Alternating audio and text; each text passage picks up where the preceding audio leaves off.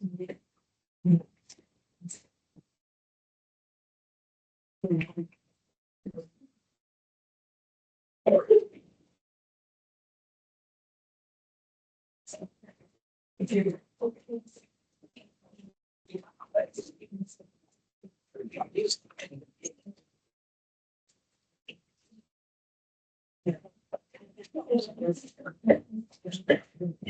I'm gonna go ahead and start talking, slides, so I'll keep you guys sitting here. Couple of things, and how many of you are federally funded by FSS?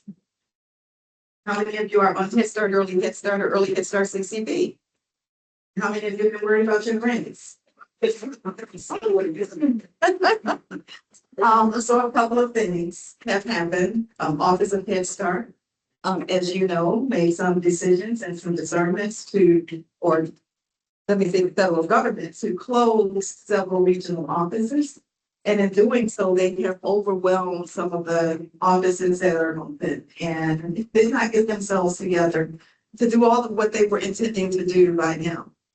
As we had talked about before, we were supposed to be right now, right? The recompete grant, the Head Start, Early Head Start, and the Early Head Start CCP. They communicated with us that that wasn't going to happen. They don't have the notice of financial opportunity ready, so no competitive grant. But how many of you have also heard that they're looking at the Head Start performance standards at the same time? And some of the things that they want to do with the Head Start performance standards will decimate some of what has been built over these years that we've been doing Head Starts. We'll talk about that in a minute. But the Early Head Start and Head Start CCP, when they informed us they were going to go ahead and extend our funding through December 31st of 2026. So give yourself a round of applause. They care enough to extend those dollars. And so we've already done the grant actions necessary. Yes, ma'am. Anyone parked on 43rd Street, they are towing cars. And that's in Mill Street, right here? Which street? 43rd. Right here? This one. Okay, how many people are gonna jump up the front? Under 43rd. This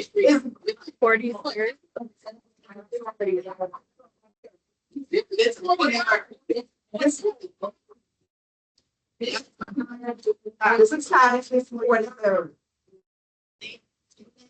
All right, so if you are parked, yes. They're street cleaning this morning and they will tow doing street cleaning in the city of Chicago. It is a street adjacent to this building. So if you park on that street, please move your car before they move your car. It's always fun, right? Never know what's gonna happen when you try that lead. All right, so back to Head Start, Early Head Start grants. Well, let's refocus, everyone. I'm sorry about all those people running, but let's refocus. So they did inform us that the opportunity with the office and where they talked about what they were doing.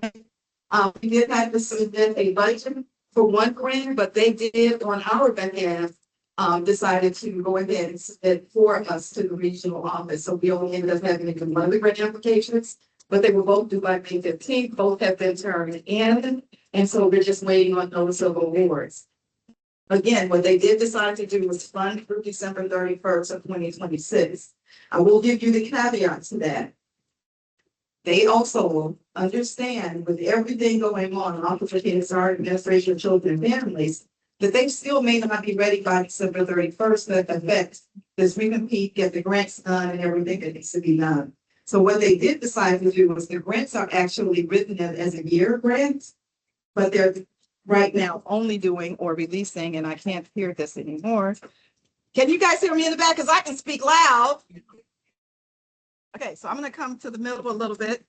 But what they did decide to do is make the grants a year and then wait for the 6 months. It started families to work together in time to make these grants like first. What they have already done is protecting us and protecting themselves by putting into the system 12 months of funding, only releasing the first 6 months. And so right now, we know between now and December 31st, the long-term grant, we are budgeting Expansion was already funded, it was never an issue, but right now we don't know those are. You will have to get, and I know Siobhan's gonna talk about a little bit about that. There's also a COLA back up this, and it's negative, we have to get a COLA. You don't get excited, it's simple, a lot of time, it's not, it's something, which means it's not not only this, it's a lot of people. But, and there is a COLA, we're hoping for a lot more, but getting COLA still be. So we've come a long way, people. We're still here, and there is a COLA. All right. Any questions about that? Anybody? So I put information on here because there is a notice of proposed rulemaking. Head Start, under the Biden administration, a lot of work to acknowledge the wages and Head Start. One of the things that we did get was that we were responsible for any recipient. We needed to make sure that we represent the continue to be stated. Unemployment mandate, yes, but still had to have responsibility. We all understood that at some point we were hoping that more money would come from the federal government. But right now we have any part in my mind to be personal with that. Because when they're saying if you don't need to talk about it, I'm 20 they're saying it's every way of money from as if the staff working classroom don't have children, don't have family. Sorry. And so what I'm asking all of you to do, this is a live document over live link. There is a deadline date for comment, June 11th. People need to comment. If you want this to not happen, it's only going to not happen if we get through this notice of rulemaking, enough people to comment and say that's not going to be to the benefit of families in Chicago. Okay, or the nation, in any state, in anywhere, someone's working in a Head Start classroom. In order for us to do anything about raising wages, the funder has to agree that it's necessary and for purpose, and then in rulemaking, that they will then work to do everything they can to increase dollars so that we can continue to do this. By going backwards, it is really putting things in a really bad place. There's also something in there about class rates. And why do we have so many people in classrooms with children? Why can't there be 16 kids in the room in a person, right? Why not? You know? Sounds okay, right? Absolutely not. The problem with that is, I'm trying to be right about not saying this. So anyway, when you look across our nation, there are places that operate programs with different standards than we do. And a lot more babies are being served in classrooms in Chicago. What we want to do is rise and do it in the highest standard we can. It really is about health and safety for the children. It really provides a learning environment that allows those individuals in there with them to be able to wrap their arms around the children the way we want them to and pay attention to them and be able to serve them the way we want. You put an individual in a room with 16 children under the age of 3, and it is a what about to happen? That opens the door for all kinds of accidents, incidents, and we say we wanted to move away from that. So please read and see what's in here. And on your own, I'm not telling you what to do. I'm just advising people that if you want things to not end up being how they affect your work, then we need to also comment and put our voices out there. And so those are live links in the deck. Again, rule making comment ends June 11th. Any questions about that? Anyone have any other information that they want to share about it? To some extent, you can know the live links. Yes. Thank you. And then there's the state grant. How many of you are on DFSS's or will remain on DFSS's state grant effective July 1? How many of you are moving on? We don't want anyone to move. I want to say that out loud. DFSS has really had the pleasure of serving and working with all of you. I know I had since I came on board. In 2017, and then in 18, we got ourselves together, launched our in 2019, and we changed what we were doing in the city of Chicago at that time. We were hoping to continue, but things have changed, and we are then working through the changes ourselves. We are in the process of closing out. We have a closeout process that we have to do with any entity that we fund if you're no longer going to be contracting with us. So our teams are out and about in community, coming out and doing their job and making sure that we can close out all of our documents and everything that we need to do so that we know, just like everybody else, we are a funded entity and can be audited. And so we have to make sure that our records are clear and clean. And so the team's it's working to do that. Sheree will talk about that a little bit more in a little bit. And we're also working through the finalization of our intergovernmental agreement with CPS. We get funded directly from Chicago Public Schools and we craft what's called an intergovernmental agreement, and we're working through that. We had to do a data share agreement. Finally, we had that signed. And it's great to get things signed that are effective that ends June 30th, because then you have to turn them to another one. But anyway, it took us a year to get it done. But we finally, between us, CPS, and our law and their law department, agreed on data and how we share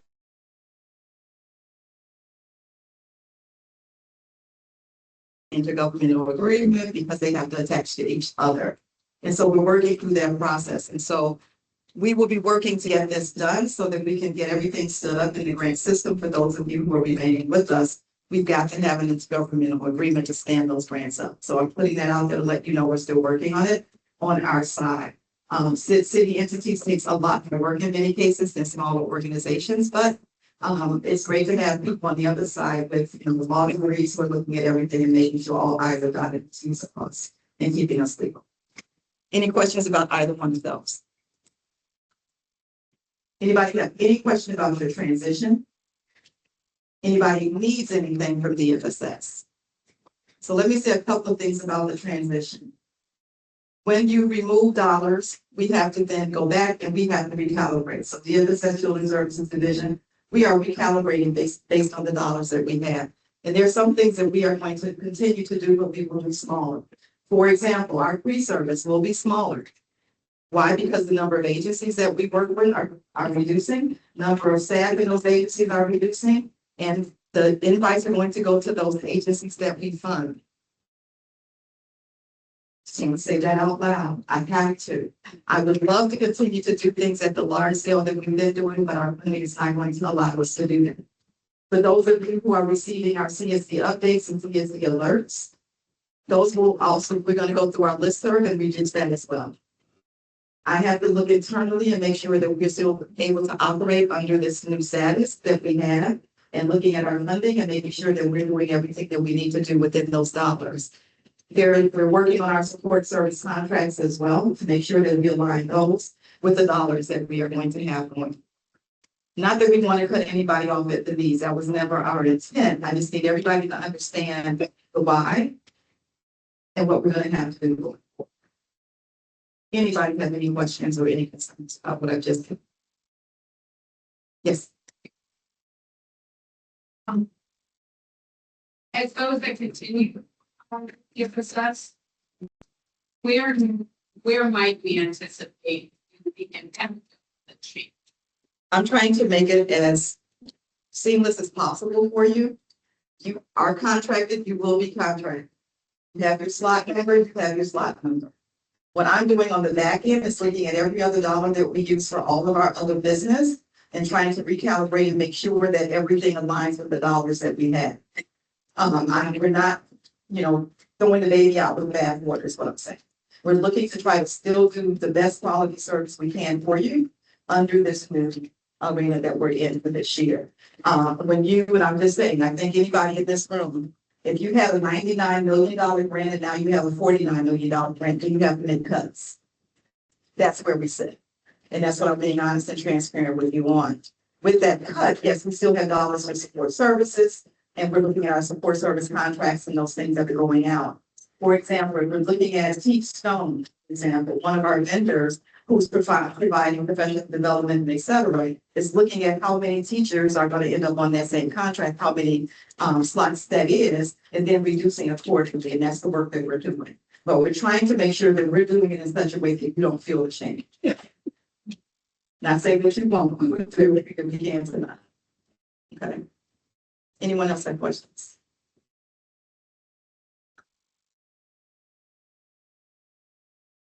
I just did a hand motion and then you got but you understand. So to support you guys with dialogue, with your staff, right?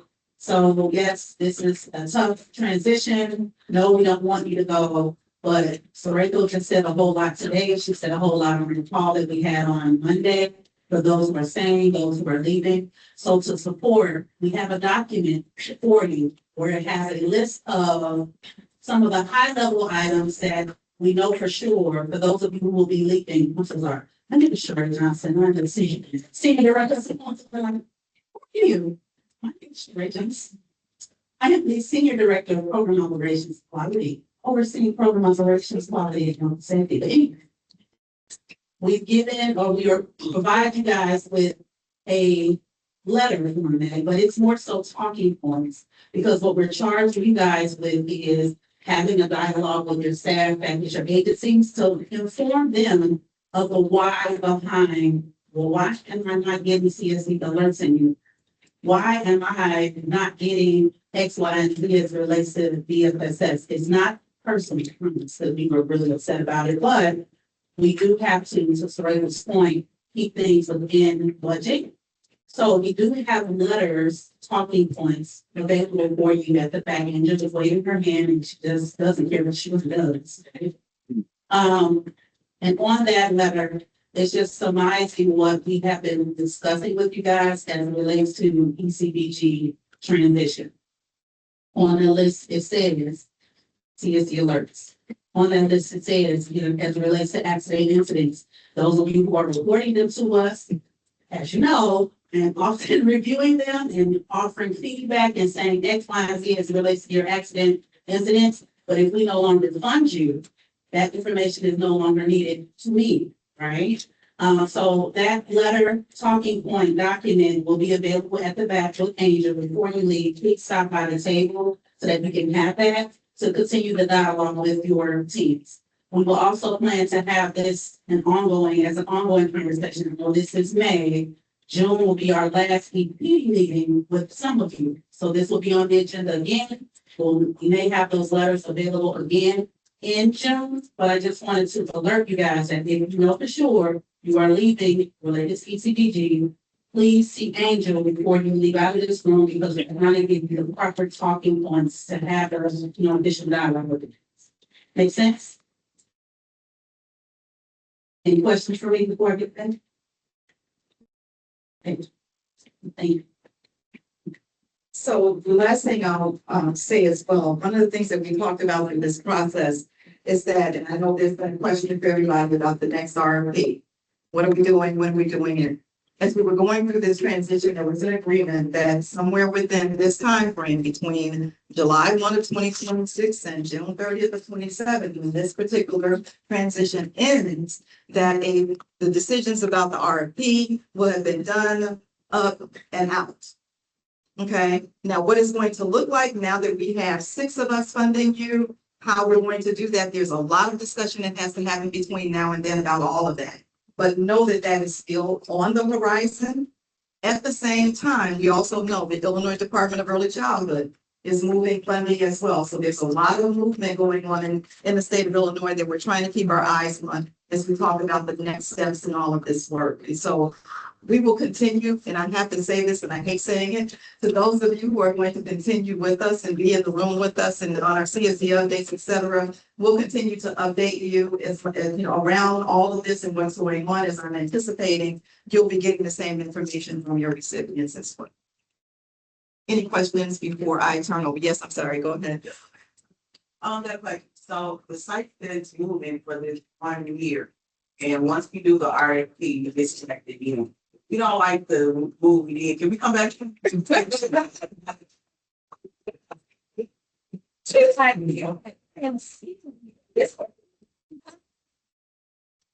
Please, I'm sorry. We came over.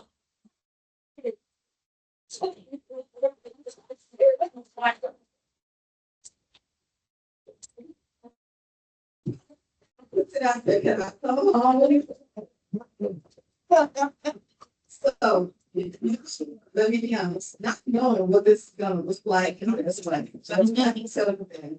I wish I had a crystal ball and I could say, 37, this is what we're gonna be coming, it's gonna be looking. I don't know. Right? We know that there's so many things going on in the state of Illinois that are not in our control. We know that the funding is there. We know that we were anticipating, for example, some increases in the block grant, but there was funding in the state we weren't able to get there, right?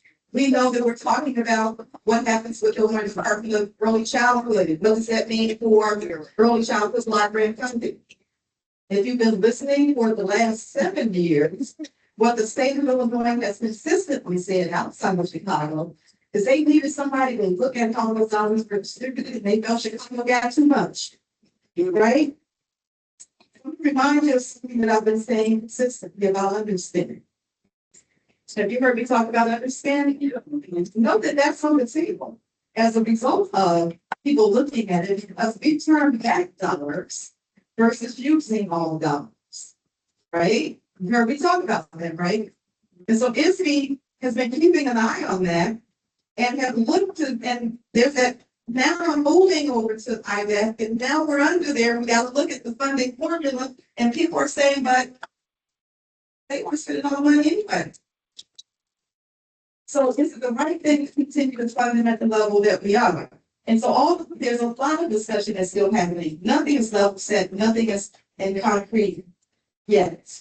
But I say this to everybody in this room. If you receive state funding, keep your eyes and ears open to what's going on around you so that you can at least have some prediction for what might happen in your house. Don't wait until all of a sudden the fabric has been woven and all of a sudden people are written on paper, but everything is, and then you're having to be reactionary. That's after the fact. Please continue to keep your eyes and ears open. How many of you are going onto the website and looking at what is being planned in IVAC? Not enough hands going up in this room, but this is your life, people. This is your life. This isn't just happening out there somewhere. This is you. This is your funded. Licensing is something under there. How many of you licensed? Have a license for your facility? Come on. This is your life, people. Get in tune to what is being planned around you and the impact to you. Right? Fingerprint under there. You need to fingerprint your staff in order. All of this is moving over to that department, and you need to understand what that means for you going forward. How long before July 1 of 2027 is here? You may as well say tomorrow, right? When we talked about there was a new Illinois Department of Early Childhood, it sounded like it was way out in the future, right? Well, guess what? It's here. Funding has been moved over. They're hiring all the people and they're meeting and doing all of the work to get these things done, up and going July 1, 2027. Where you sit, you need to understand that, right? If, for example, they decided to affect the change in how the city of Chicago got funded and you needed to apply for it, you want to know that before it goes up on the website. You're not prepared to write an application, right? Get in tune with what's going on in the state. They're looking at ways to make sure that Smart Start dollars are open to you again. When they first put Smart Start dollars out there, you could get dollars from Smart Start. Then they said, no, if you had Head Start state block grant, you weren't eligible, right? Now there's a rule to go back and say, oh, yeah, they should be able to. Did you know that? Oh, you know that. Keep your eyes and ears open for what's going on around you. Know the impact that it might have on you and your organization and plan forward, not just being reactive to. Okay? This is you, this is your world, this is your life going forward. We feel that that's going to continue to do everything we can, stay on top of as many things as we possibly can and communicating those when we know and when we can share information with you. But don't be blindsided. This is new, this is real, it's going forward. There is no guarantee that things are going to be the same in a couple of years. So we early childhood block grant is funding no more. And what might that mean for you? You want to know.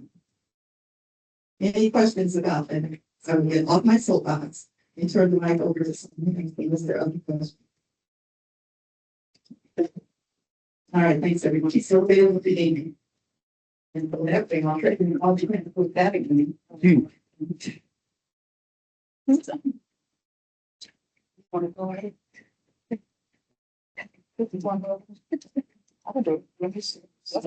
Okay, critical end of year dates. April 17th, came and went. How many of you participated federal on our agency self-assessment reporting survey? Great, thank you. Thanks for your work on that. April 30th, PIR OneDrive Excel sheets were out there. We are trying to make sure that our PIR is done by what date, Craig? Now. They say it in concert. Now. Our PIR is active. It is open on the Head Start Enterprise System, and we need to be putting in our information now. It's a lot of information. They can't wait till the last minute. So please, everybody who has federal dollars, if the staff are asking you for anything, they need it now to get everything uploaded and in there by the end date. May 1st came in with, we were trying to do all of our data F elements and making sure that we were able to report. And so everything needed to be in there. They needed it to make sure that your meeting is CPS.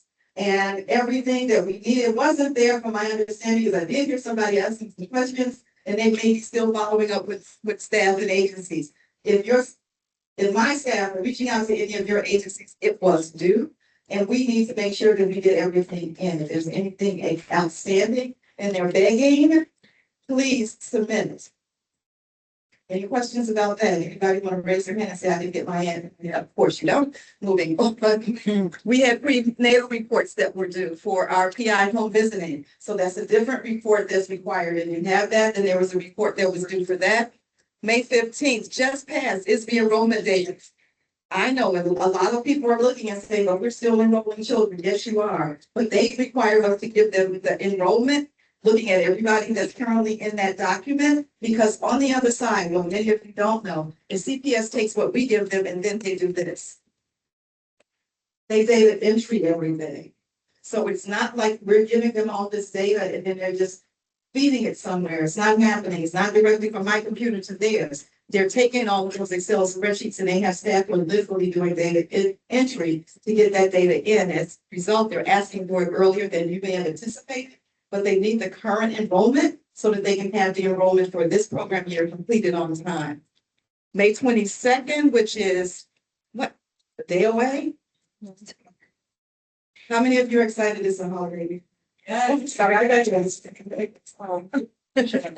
No, it wasn't asking. Is the enrollment in data elements, everything needs to be in. We have to be able to submit. Anything outstanding. If you're here today, you're wanting to know if your staff are doing it, you can call from here, reminding them, are you working on that? I'm looking at this and it says it's still due. And Angel and her team can let anyone know, including Jocelyn, who is the supervisor over data. Okay, she still helps me every day. Because I think that's my person, so she's still my person too.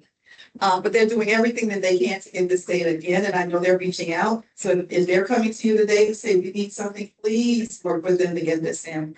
Again, this is a closeout for us on our data, because what they're trying to do is they're getting this information in and separated by 6. Right? Because starting next year, it is not just us, there are other 5. So they got to get everything in that we're giving them, and they got to separate the data. So it then falls in 6 different buckets. So they have a lot of work on the other side, and they are really wanting this data. Program outcome questionnaires are going to come out June 5th. And then June 30th, parent questionnaires. What we want to do is, how did things work for parents? We want to know, parents were served, how did it work? We need to hear their voice. We need to know what parents are feeling about the service that we're providing. So please make sure that parents are responding to those. And program questionnaires are out there as well. Lots of information that we need from you, but our information helps us plan forward. When we're listening to parents, when they're telling us that things aren't working in a specific area, then we sit and try to figure out what can we do better. Because we're here for the parents and for the children. We love all of you. But we're really here to make sure that our parents are being served and getting their needs met. Any questions from anyone? Yes, ma'am.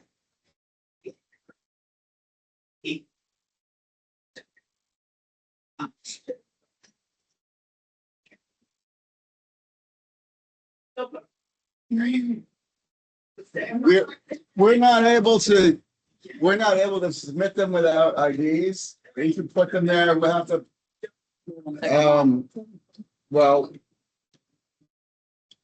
Right. So, One second. Go ahead, Craig. thank you. Don't fall over. Mhm.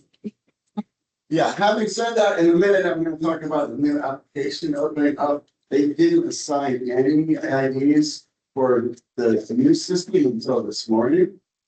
So I would go in and look again, because they're working on those. But we've submitted, yeah, I mean, if they're not, it can be kind of catch 22, so if they're not in the system, they're never gonna get an ID. So you should their information in, and this thing, they don't, if they never got one, they don't count as a vote in the final number.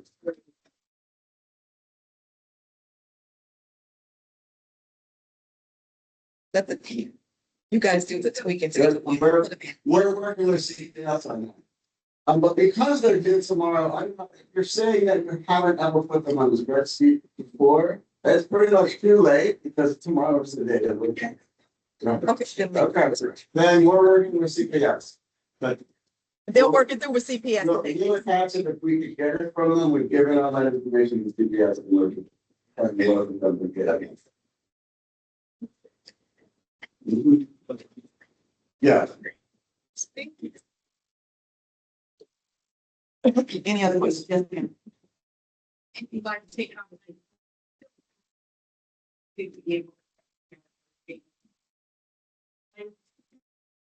Or, okay, no, you don't, not yet, and we can talk offline about that. Anyone else? All right, next one. Sure, that's me. I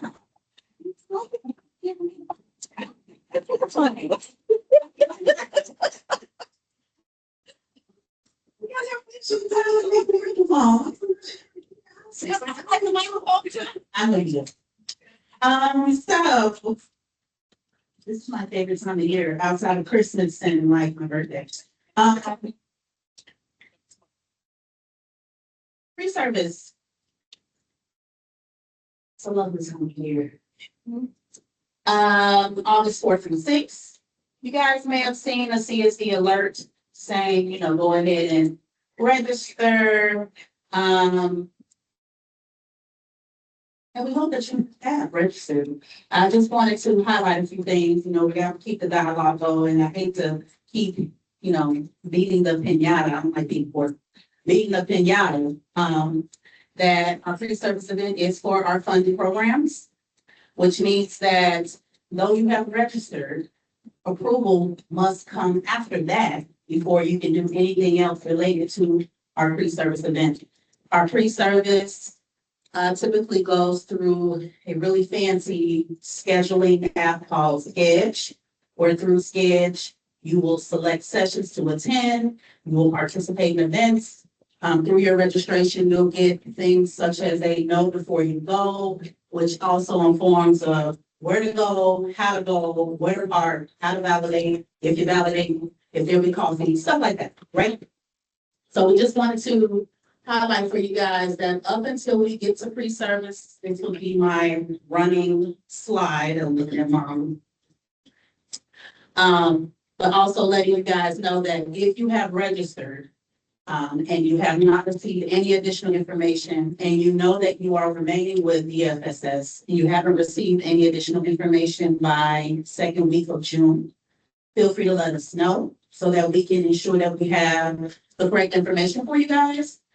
Our pre-service is a 3-day event, so we'd love to have you guys in attendance for all 3 days. We're trying to be very intentional with our scheduling to ensure that there are inclusive sessions across all 3 days. This is why it's important to register, because when you see the schedule, you'll be able to better plan which staff, how you're gonna go, that type of thing. So we're trying to get these things out early so that you can effectively plan on your side, so that you can be with us and in the building for a fantastic event. I don't know who's emceeing it. Maybe, I mean, we know, I think we might change around the say, no, girl, you ain't doing it this year. This year. So it's. So yes, this will be a standing slide. Does anyone have any questions related to pre-service? Yes, Mara. Will EDPD be held at pre-service? Ooh, that's a good question. Will EDP be held at pre-service? Probably not. To be determined, Gilda, but I'm thinking no, because it's early in the month. Typically, we have EDPD around the third Thursday of the month. And seeing as though this is early, even prior to CPS starting, which a lot of people say, why? The same week as CPS, we're going earlier.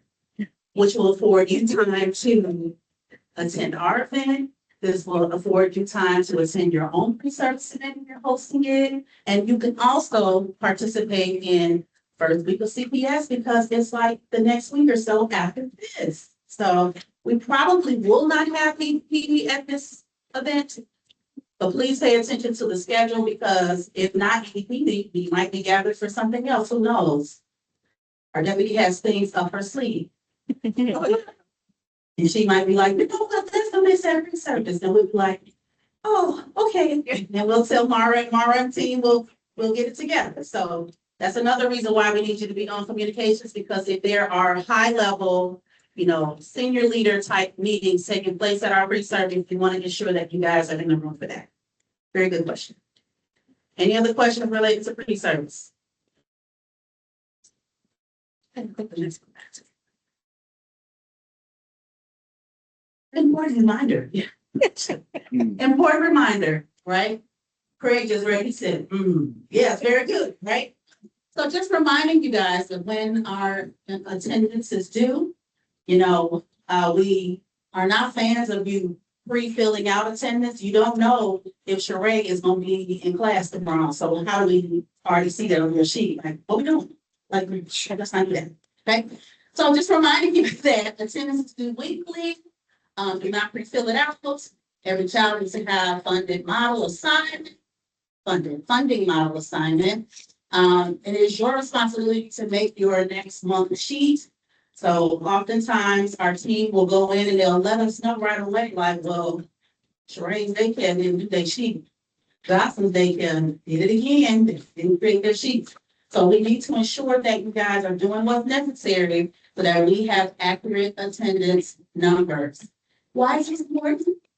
If you submit attendance to roll and it will not count for the week. And we utilize this information to do our planning and accelerating. And our deputy will stalk us and say, what is on?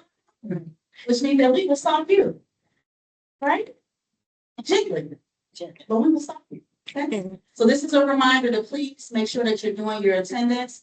When in doubt, please reach out and we can help with it. Oh, yeah. So you guys may have seen in a recent CSD alert, and I see Ken from Claridon is in the building. He's waving his hand over there, like he just doesn't care, but he really does. For our program design and management, we have had a lot of trainings as it relates to program design and management that are known as PDM. And there is a training survey where we're asking you guys for topics and scheduling, because we want to ensure, one, that we're presenting what you guys would like to see and hear, and two, that you'll be there for it, right? So if you can just so kindly, I put it on here twice for you. There's a survey link.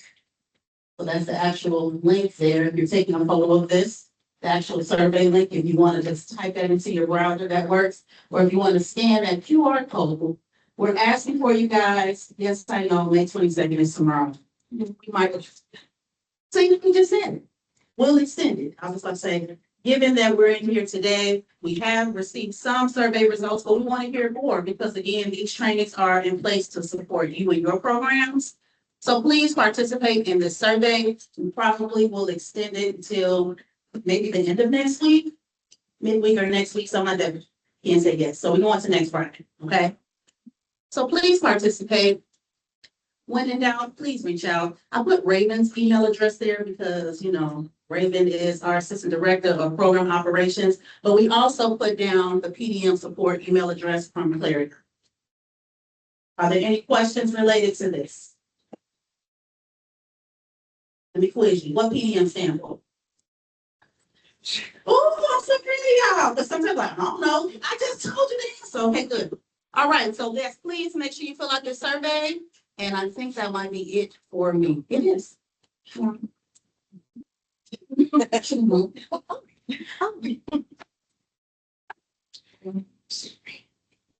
You're welcome. Good morning, everyone. I'm Shawana Davis, and I'm happy to be our new supervisor of accounting and senior Carlos Sagante.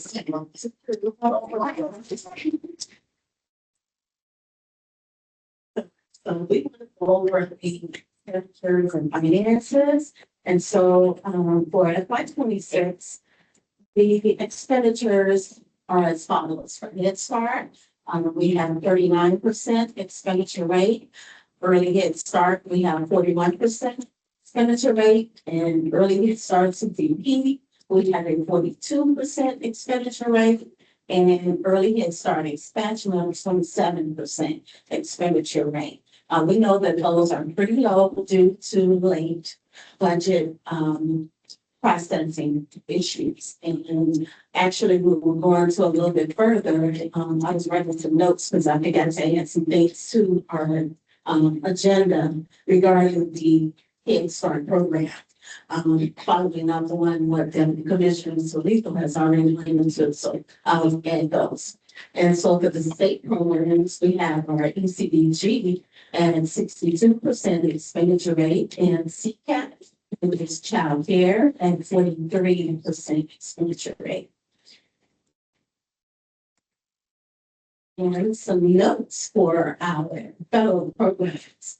The Head Start, Early Head Start, and the CCP programs will be extended. As already mentioned earlier, and they will have a 13-month period as opposed to the current 7-month period that you may have for those who are federally funded. And so the funder has given us an opportunity to have 0.06% COLA increase into those. And so please look out for your emails. We will send out the revised allocation sheets for those so that you can revise your budgets. We will also send you back your current budget as well so that you can revise those. And expansion, I will mention that one too now, because expansion, although it will not be extended out that extra month, it will still end November 30th, but it will also have a 0.06% COLA increase as well. So we will need you to revise that budget as well. So the one thing about it is that because we are anticipating to increase our funding, and we will need you to revise your budgets. We want you to be able to voucher now, so that when you get your vouchers out, so that once those vouchers clear, we will be able to revise your budget. We won't be able to revise your budget if there are outstanding invoices in the system at the same time. So we want you to get those vouchers in, and all of the information will be in the email. We will have to give you a cutoff period to stop the vouchering. Also, non-federal match will be increased as well. So your cold application sheet will list out a new non-federal match in kind amount, as well as increased admin costs as well. So we hope to get those revised allocations out for all of those programs by May 31st. And income, we want you to continue submitting your income by the 10th of each month. Please continue to submit all income. Any past due income, please get those in. Thank you. Oh, one more thing, the federal program. I'm sorry. I meant to add one here. We had a improper payment review study that we were conducting, and we have more feedback from the funder as of yesterday. I didn't get a chance to add this in. So you may receive an email from us. Please check your emails. The email that we typically use would be HS-EHS grant app. So if you see that email, please respond to it accordingly. And that is in regards to the proper payment review, which is generally about a survey about your invoices. So please respond. We will need your responses back tomorrow. Also, there is a voucher survey going on as well. Thank you to Ken from Claridon for that. I appreciate your help. So the voucher survey, if you guys could check your emails. I believe that was sent out from HS.EHS grant email as well regarding any issues that you may have in iSupply, any problems that you may be experiencing any of the programs. So it's not just for the federal funded programs, so state programs as well. So any issues that you have, he has given us our opportunity to be able to capture your situation. If you could record it and send it back to us, we can review it and send it over to the controller's office so that they can address those issues and allow their monthly supplier trainings to be supported and to be able to drive that conversation along. So thank you so much, Ken. I appreciate you for that. So for the state programs for child care, April billing was due May 15th. If you still have any unresolved issues for April, please do reach out as soon as possible. May billing will be due June 15th. And June billing will be due July 15th. Please do reach out if you have any issues at all. And please verify all of your attendance and eligibility records. PI and PFA, your budget revisions are in review, that process. Thank you for holding off on submitting your vouchers just so that we can get your budgets reviewed as soon as possible and get those in so that you can continue your voucher. The voucher deadline will be July 17th, and that will include any rejections that you may have had. Any deletion calls, all of those will be due July 17th. There is a slight delay in the system, so you submit vouchers. We may not see them until some hours later, sometimes the next day. So we want to be able to get your vouchers, review them properly, and send them over to the controllers.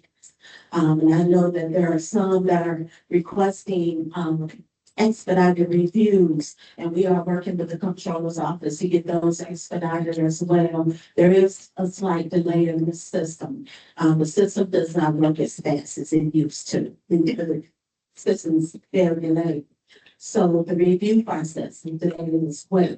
But we are definitely working with the controller's office to get those expedited as soon as possible. And also 2025 calendar year is closed for invoicing for the PI and BFA program. So please do not submit any 2025 vouchers for the PI or PFA program unless you are already given the okay to be able to submit them. The controller's office has closed out that fiscal year this month. So we will need to have proper authorization to be able to set any further 2025 invoices for PI and BFA. Thank you. And so the next supplier training is on June 9th at 2 p.m. Please do try to attend those trainings. I know that they are very routine, but please do open up and try to ask questions as much as possible. As I said earlier, we're working with Ken Claridon to try to implement a way to be able to capture your issues, any problems, just so that that conversation can be driven or catered to what you need. Insurance, we have a lot of issues with insurances expired. Any certificates or waivers not being uploaded into the system, and that will delay all of your invoices from getting paid. So your invoices may be reviewed, they may be approved, but they will sit there and not be paid until your insurance is up to date. That's a system default. That's not like a human hold. That's a system default. So please make sure that you are reviewing mycoy.com and also review iSupply to make sure that your insurance is in compliance. Yes. Right. Hey, so when it comes to MindFoy, I haven't had good experience with it. That's just me. As far as the insurance goes, their customer service is not good. Also, as well as we're not even allowed to have children transported in vehicles. They held up my insurance being approved for 4 weeks because they kept saying I had to have auto insurance. So they were going back and forth with my auto, saying, well, my insurance company saying that we had to have auto insurance. I haven't had an auto since 2019. And so I got an email from someone in your office school, no problem. So then it was, the person was CC on it from my court. And their response was, we're working on it. No, don't work on it. Train your people better because we don't have to have auto insurance because we can't transport kids. So I think personally that MindQuake system and all that we are told to make sure you put it in iSupply rate on instructions all these years, that needs to be relooked at. Be looked at again. Because that's not a good system. That's not a good list of GFSS. And I'm glad you brought that up because I personally don't care. I mean, I don't know what nobody else gets doing it. When your insurance is up to date and then you send your stuff off and they don't even really talk to it, they talk to your insurance company. Your insurance company been working with you for years. You can't tell them what you need now, and it's been the same. If things change, fine.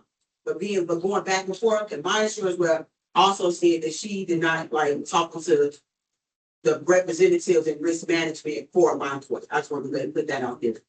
Thank you so much. I am very sorry about your experience and everyone's experiences with MindQuake.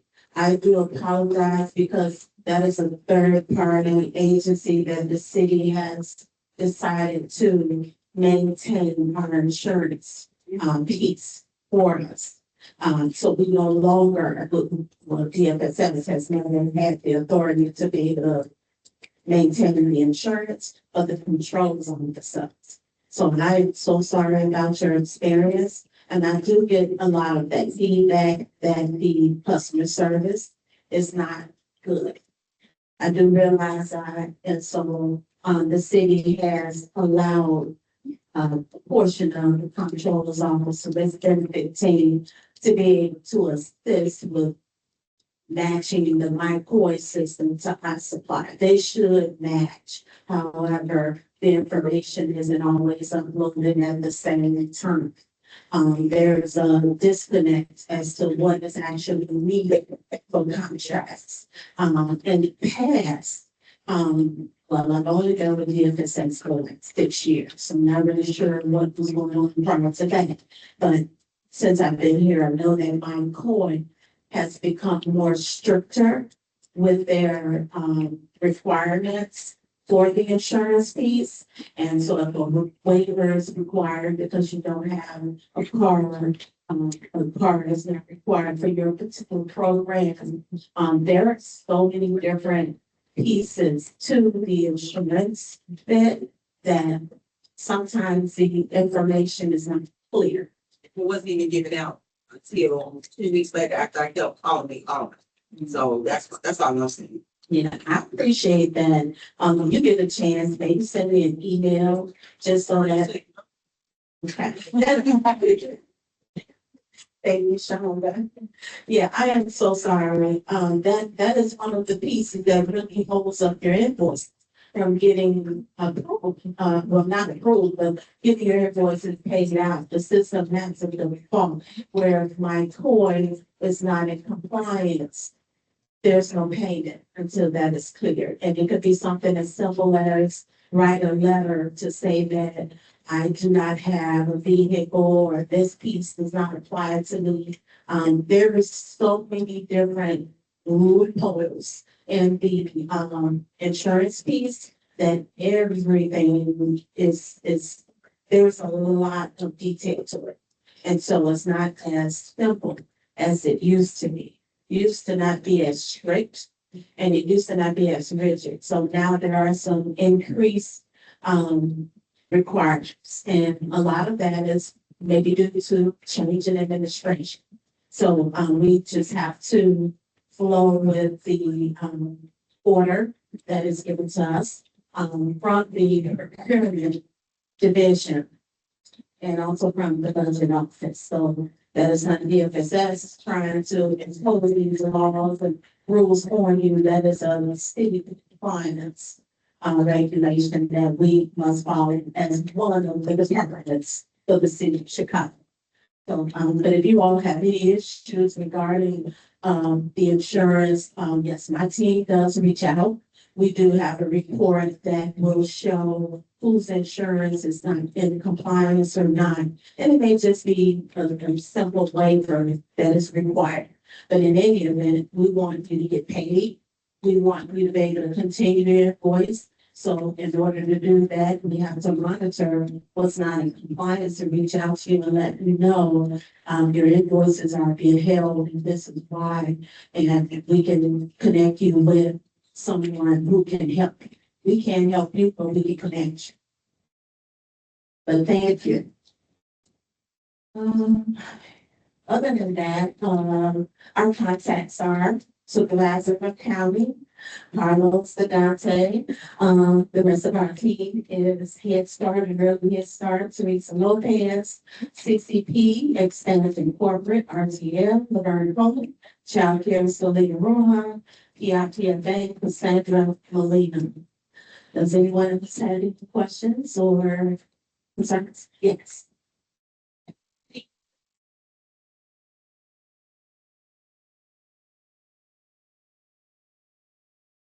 Yes, so now, trying to think of who you are.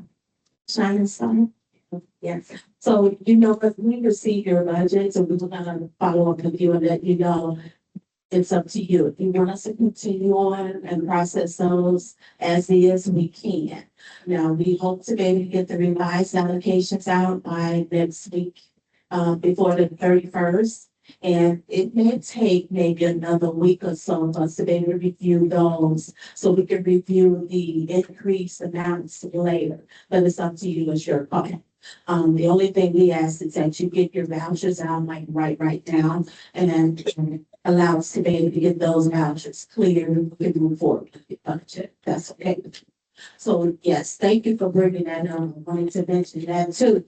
So if you do have any budget revisions for the federal programs, if you want to revise your budget now as is, $0 increase, we can do that. We would have to do that very quickly. But we are pending the increase. So if you want to wait until the revised allocations go out by the end of May, then just know that you can revise your budget and increase it all at once. So that's fine as well. So we will have more details in our email and we send those out the coming week. Thank you. Any other questions? All right, thank you, everyone. I appreciate all of you and I hope you all have a nice.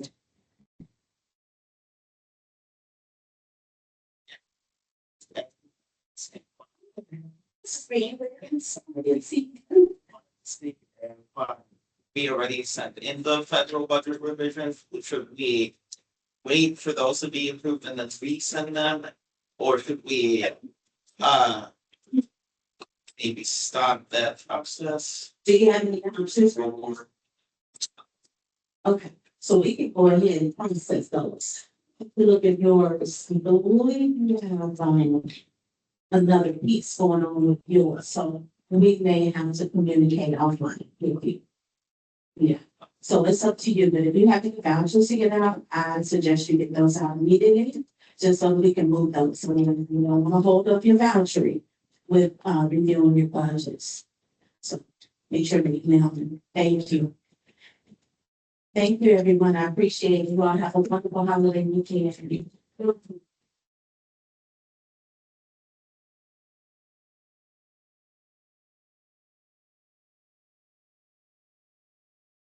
Morning, everybody. I'm gonna be happy to be here because I never get to shut up and actually give good news. And this is all good news. Yeah. And the good news is with the new application for CEO enrollment has been open to receive applications since April. As we were sitting here today, placement has gone live. It looks like it has been successful. So there are thousands of offers that have been up. And the thing that's really thrilling about this is the end of schoolmate. So the new application is not in the schoolmate system. As you know, we've had struggles working with that because schoolmate couldn't do placement themselves, so it worked with a third-party vendor. They only talk to each other overnight, basically. It was difficult to apply, on the top of a family. We had to pretend to be a mom and start an account, all of it's wonkiness. All of that is gone. So the new system is here. It probably has a different name. Refer to it as Banyan. Banyan is the back end software that actually did the placement. Now they're doing the front end too, so we don't have to wait for the components to talk to each other. There's only one component. That is thrilling. So if you don't know what I'm talking about, I'm going to tell you how to log in. It's simple. So if you are accessing this through our systems, you may have, I know some people have been asking about it, and there is a new little stylized B symbol there. That is branded, and it will take you to the notification. If you're not getting there through us, the address is banyan.360works.com, and there will be little links at the bottom, so you probably won't have a username and password. You'll just go to the bottom and there's a login with CPF, there's a login with DFS. That's an option. You should already be logged in with your account. It'll just take you there. There are issues with that, let us know, but as far as I've seen, this works pretty well. Just don't try to do it like setting up your own account, because still the way the system works. Any changes that I make or you make to user access and all of that still gets reset overnight. And this morning, tomorrow morning will be a new day, whatever it is will be erased. So you're gonna have to go through channels, basically. That's fun. Okay, so this is, as of this morning, it did not look like this last night. As of this morning, this is in fact what it looks like. That's good, because I was worried about that and I don't see any of this. Now I do, so it's great. So it's kind of stripped down, it'll show how many applications you have, how many offers, and so on.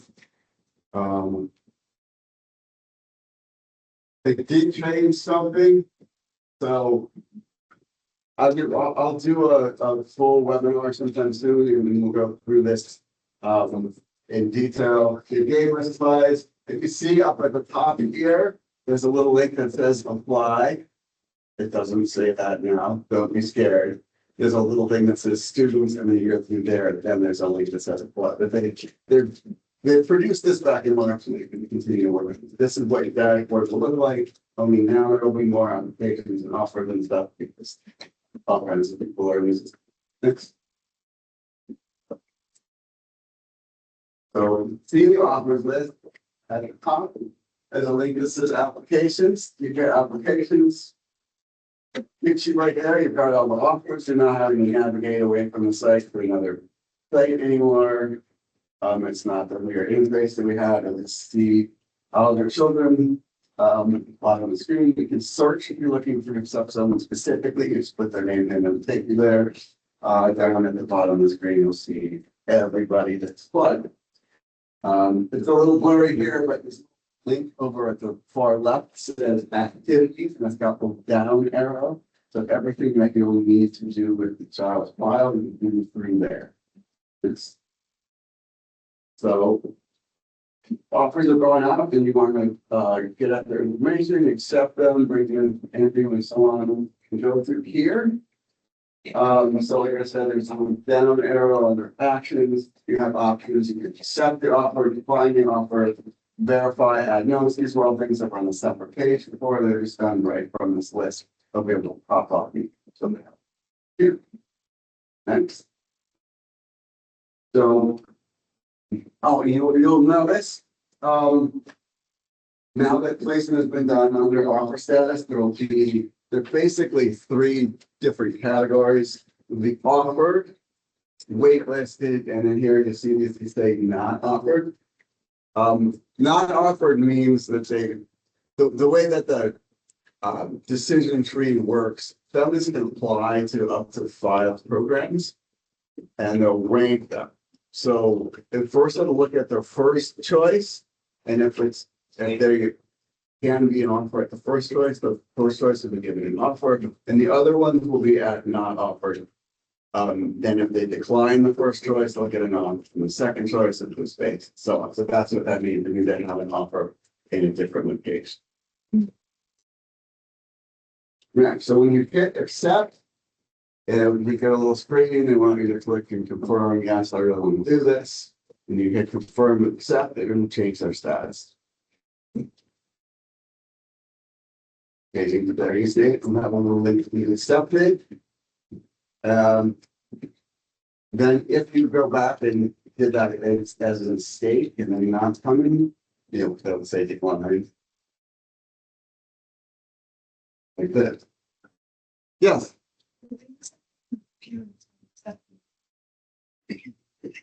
Either way, so they should have gotten an email this morning that said you have an offer. And they can get accept. You can also go through here and see who's in there and hit accept. A little bit of context. In order to move everything into the new system and get going, what we did is we looked at everyone who was enrolled in the current year. And then we looked at their birthday, and if they're not aging out of the program, they're in here with an offer, so that nobody has to reply immediately. But I know that they're not all actually coming back. But right now they're taking up space. So what we need you to do today, tomorrow, in the next couple of weeks, is to look in there, and if you see there's offers for children who you know are not returning, you should decline them. That way it'll free up a spot for someone else to take that spot. Otherwise, as long as they're in here with an active offer, they're taking a seat. So for the agencies that are transitioning from the FSX. How will we make that transition? I'm not sure how access will work if you're not with the FSS, if you're not transitioning out of this system, because this is CBS. So you will still need to get all of your children into Banyan, and they have to apply through Banyan. It's the system that will give you your CPS IDs and so on. So this is for everybody. It's actually already breaking out the applications by grantee. So it's not CPS and DFSS anymore. I can get there and I see Cal Robertson and Starter and so on. But I already don't, I think, when I look at, they said everyone who had a user account got filled up. But when I look at users, I don't see as many people as I used to. So I think if you're operating under a different grantee, I can't see you. So I someone at ZBS will have to assist with that because I don't think I can assist with their access. But you have it because they are requiring everybody to use this word. Any child that's got PFA or PI. Yeah.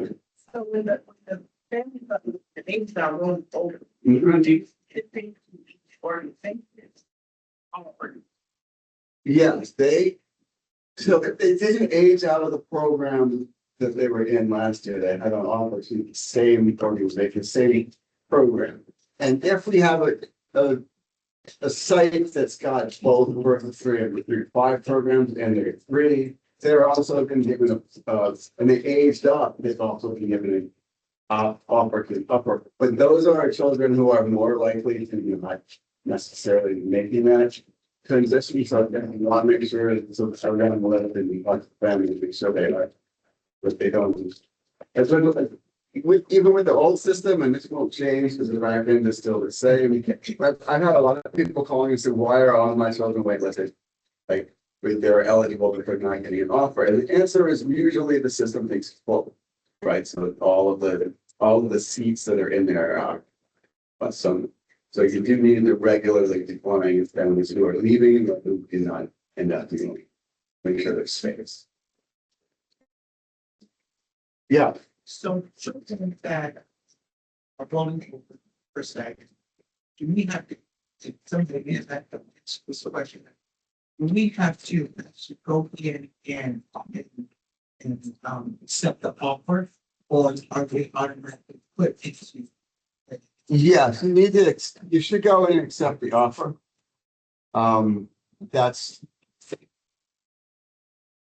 Now, back when we were trying to integrate this with our own system, you needed to accept an offer for us to send information. It's not doing that. Theoretically, our offers expire after a certain amount of time if you don't accept. Now, in practice, in Schoolman, because it was kind of difficult to use with and integrate, CPS effectively turned that off. So this year, I don't think anyone ever expired because they basically said it was good for a year. But that's not how it's supposed to work. So I imagine if this is working more smoothly, they'll give 45 to 80. But you should go in and accept them. Also, that will make you look at them and you'll see who you don't need to accept and decline them. You want to make sure that. Yeah. Question, so I have a twin who is in school that has a twin sister that we did not put in that. Now, when it ready to put her in, it says that the family already has a file, and I can't put her in. Is the value different? But do we still have to go through? So if the twin sister is already in and you have access to that file, you should be able to just go into the mom's file and so that should be easier here at school. Okay, so in fact, Yeah, so you look up the child that's in there and then look at the parent and from the parent page, you should be able to just add separate. okay.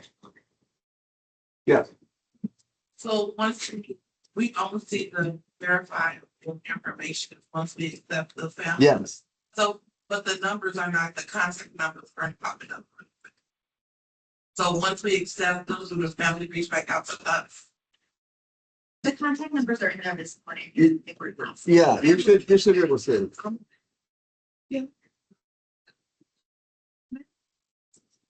To the. Okay. I was able to find it this morning, but Nice. sorry. Yeah, it should be able to, so. Let me see. So again, this is where, I think where. You notice these are links. On the list, so if you go through and look at that application with the student, you should have access to that information. Okay. So anything that's underlined here, you can drill down and go through this link and see the whole program. So again, under actions, when you define, talking about verifying information, and verify option here as well. Okay, so this is I don't think it's required, but it's nice to know. So we're gonna ask you to do it. When you're defining an offer, it just gives you a menu of reasons, so we'll know if they is it because paying or is it no longer interested. That DGS is tracking this. Now, once you decline, then the status is going to be defined. I think this is what I was going to say on the next slide or two. That's permanent. Like you won't be able to undecline. So be careful about it. Thanks. So if a file is declined by mistake, you need to go either call the CEL hotline and they can issue another option. The one that's in there is gone. And if you do that, you want to do that quickly because over the course of the next few hours, even though if they have another choice. Like if you were ranked first choice, someone will get an offer to that school and then we're gonna talk back out. So just please, make sure that they find any offer was without or expressive than my coming so they can space. We need to keep it up to date. Or keep that back for that. The way this run nightly, so once the space becomes available overnight, if there is anyone on the waiting list who is eligible for the spot that's been freed up, they will be given that seat in the next morning when you look at this. Again, it's within 24 hours, sometimes it's faster. So everyone needs to have an offer. If they don't have that status, they're not going to end up being in the Aspen. Aspen is CPS's official enrollment system, and from their point of view, everyone that's in the BFA or DF program is a CPS student. But if you're not an Aspen, you're not a CPS student. That's the whole piece about these CPS IDs. Having one means you're in their system, and not having you do not. So it looks like from the spot checking that I've done this morning, it looks like they did offer IDs to the children who are in a new application that wasn't true a couple of days ago. So if they're in the new system and you're looking for an ID for them. Okay. Yeah, again, the time of permitting, you can get another offer, which is call the hotline and set by us. So in that case, 310-229-1600.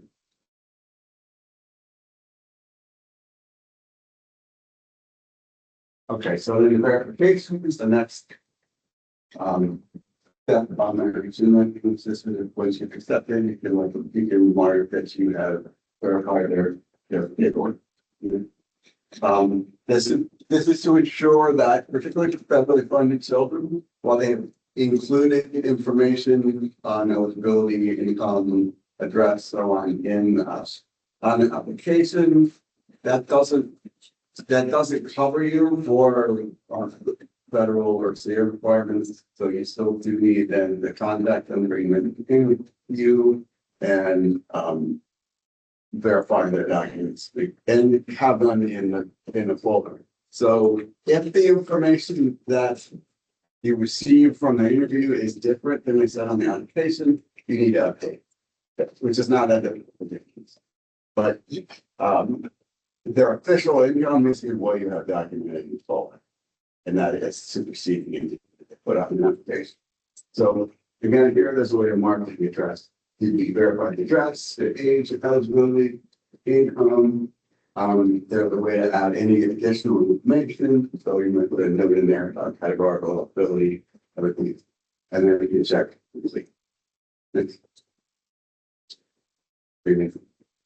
Okay, that's it. It really is that simple. So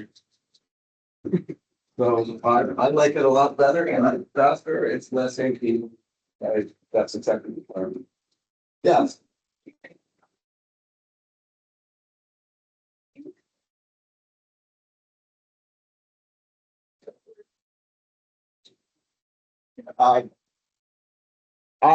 So I can repeat what I have been told, which is everyone that had an admin account in Schoolmint has one in bank. Okay. Like I said, I went into users and I looked at the list and it was not at all.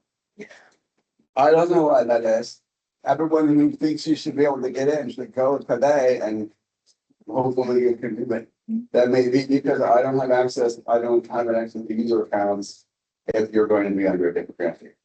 Then, but I don't know who does. I have to talk to them. But it also might be that they didn't get everybody in there. You need to know as quickly as possible. So check if you have access, and if you don't, let me know. Yes.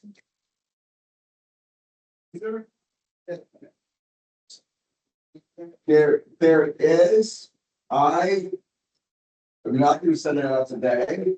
I am going to do a complete presentation and a webinar and we send it out. The reason I'm not is because for this, I actually ended up removing some things because CPS said some things about eligibility and verification that doesn't completely comply with or be aligned with what we are saying in terms of those things. So I just put that slide up there.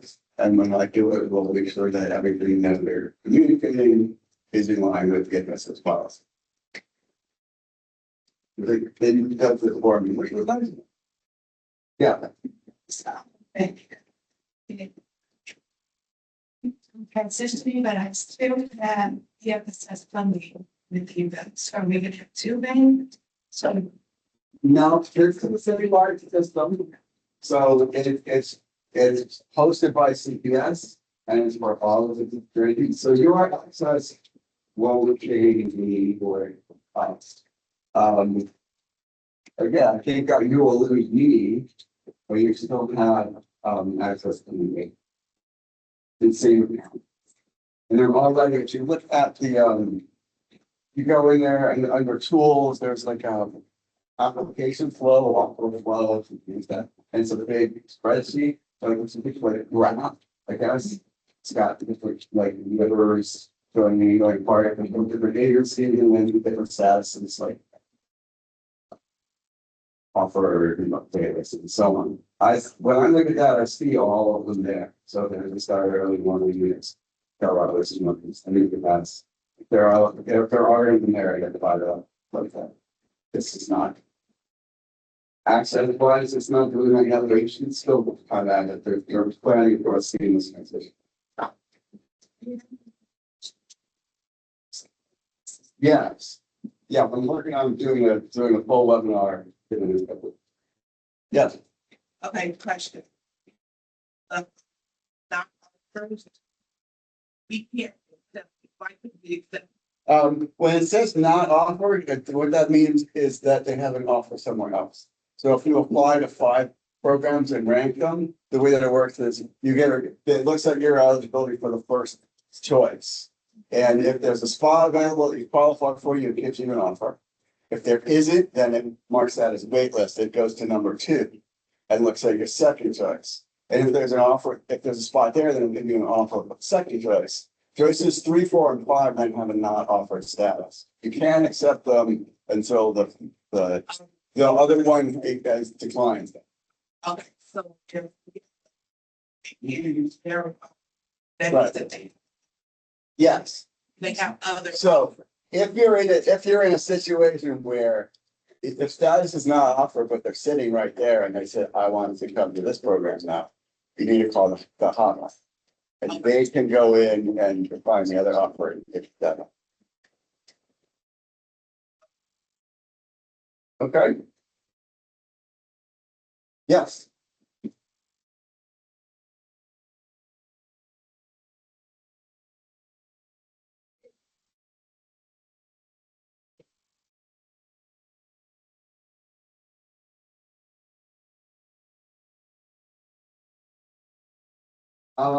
So sometimes the question is, do they have to call up the hotline if we need to change information on the eligibility information on them? And if the information they provided means that they're waitlisted, then you probably will not have access to their application. You must call the hotline for that.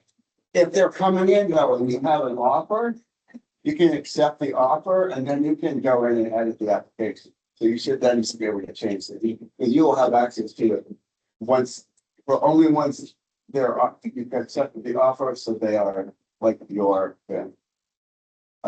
Is it easier than it was before because there's applications linked and it's the child link and when you go through there, you can just get into their account.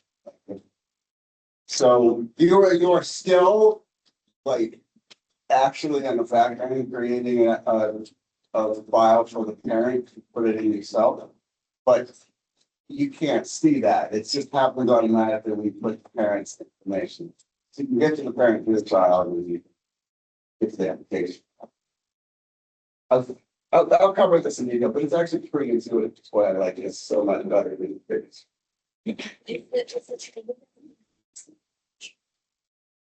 I'm gonna have to do it virtually because I'm expecting 150 people.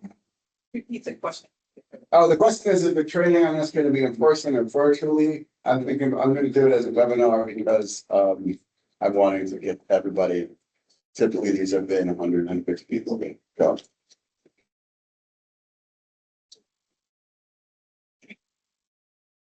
Well, not to attend the webinar, but it would be much more helpful if you have access to it. So, at the moment, I want to say that's still free for us until July 1st. So if you have many people that need to have access, you need to send that to your friendly neighborhood data team. And we'll work with IT. And you can't, as far as I know, you can't go in and add people because the way this works with the single sign-on, every change that you make to access is reset at midnight. So they'll just keep going. Yes.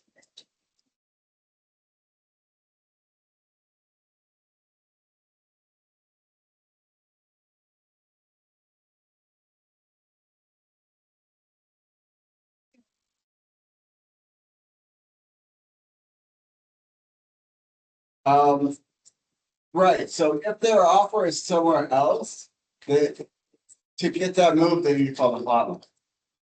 If they, or they can, if they were sent an email that gets the offer and it's got a link to it, they can decline the offer themselves. But you won't be able to add, if they're already in with an offer, so.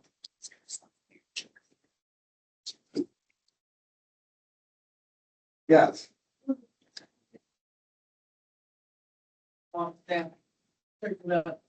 Is it all?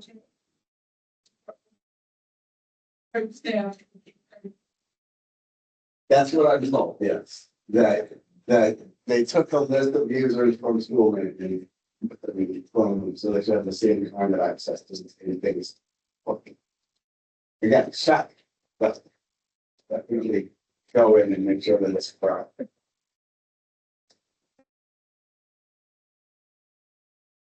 Okay, so I don't want to take any more of your time now, it's gonna be an ongoing process, but I just wanted to share that with you. I think it's really good news.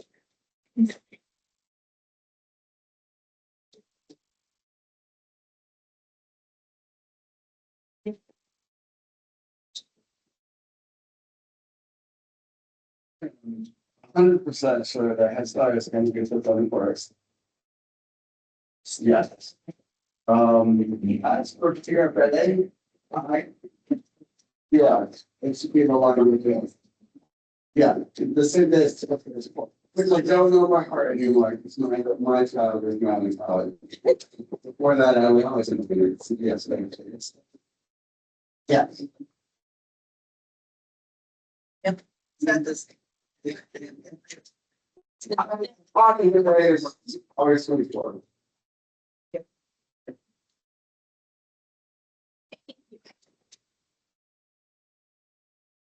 Thanks. Yeah, we are very pleased with you. I mean, I was state class, not doing something related to, oh, definitely. What did you, look at you? A lot.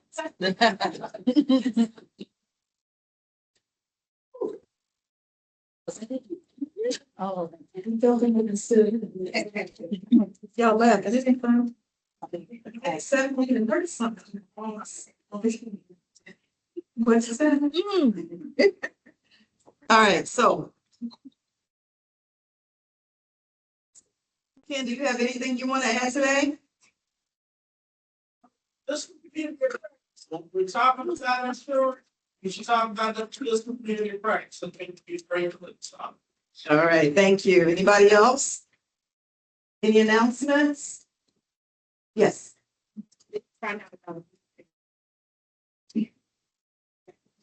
We have not found out yet. We have a meeting.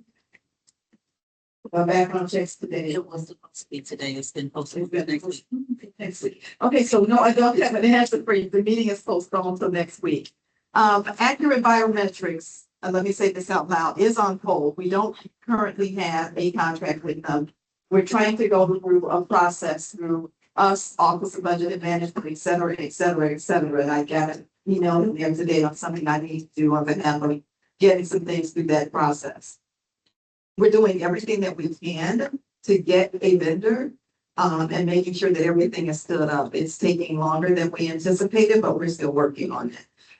As far as you paying for CPS background checks, and I can only tell you what I have heard, is that individuals have gone to Akron Biometrics and they have said no. That is the contract, because again, that's a contract. We have a contract with DFSS, and CPS also has a contract, and it won't allow you to pay for the CPS background check at that site. And that's what we've been told, and people have attempted to do that.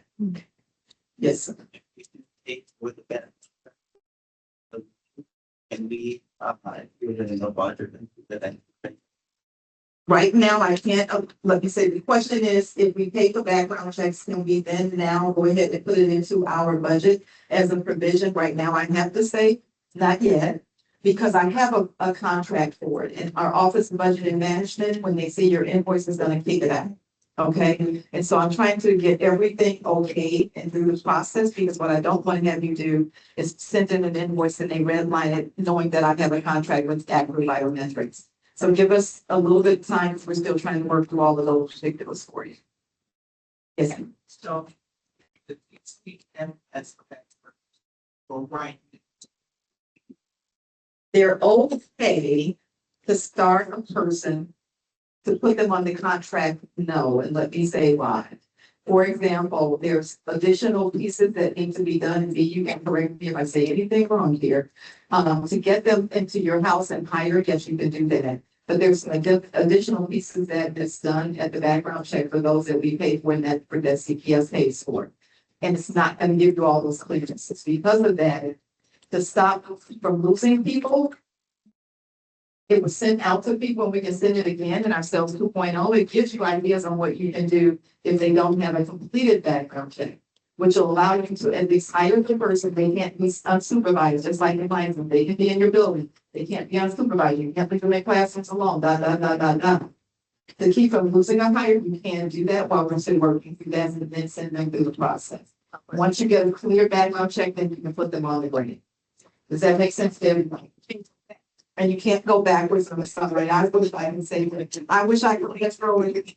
I retroed for 2018, but I can't retro. Yes, ma'am.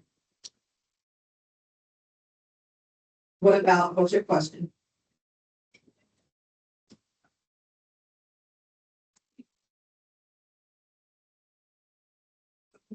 Okay.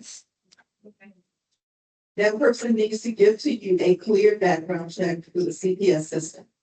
If they've been background checked, whether for us or the CPS, it goes to the individuals. That background check goes into their hand, require them to bring you a clearance. Yes.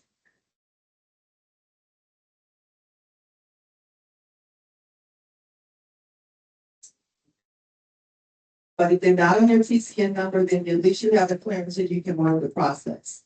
If you don't have the clearance, you can't do anything.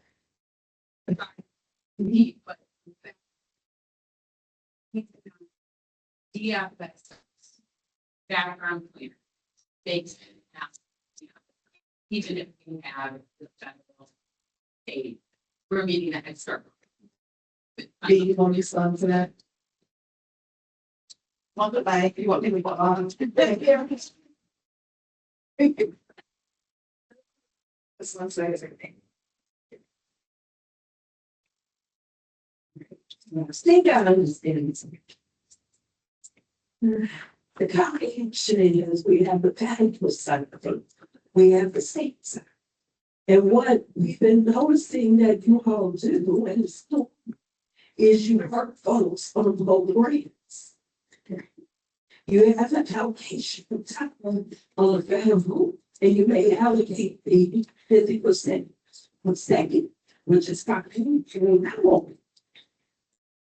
What Soraya was saying, which is true, and we wish and we fought for, is that the state and the federal align.